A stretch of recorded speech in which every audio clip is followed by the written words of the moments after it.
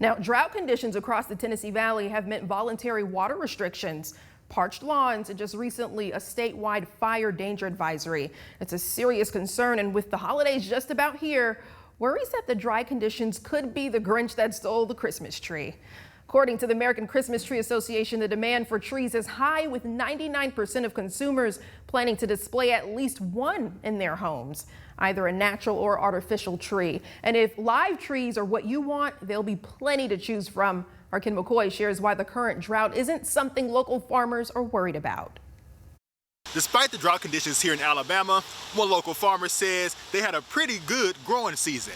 And in fact, the drier weather is actually preferred. A lot of the trees that we use, the cuttings come from trees that have been through those conditions before. A Christmas tree weathers many elements during a 4 to 15-year process to get prepared for the holiday season. So kind of genetically over time, we've got them to where, they're pretty immune to about anything you can throw at them. Sam George with Tree Farm says while some may consider drought conditions as a challenge, there are other conditions to be concerned about. Some of the tougher conditions we actually have are, really, really wet springs.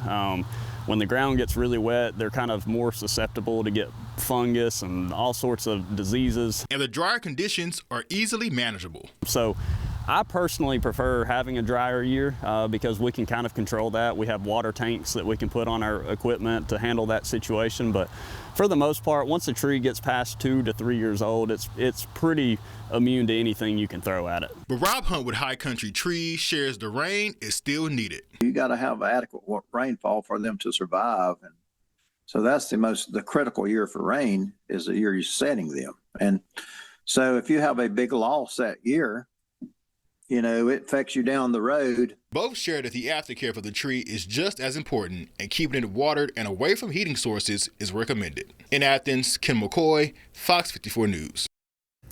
And High Country Trees opens this Saturday for its 39th season, and Trim a Tree in Athens will open on Black Friday at 9 a.m. More details can be found on our website at fox54.com.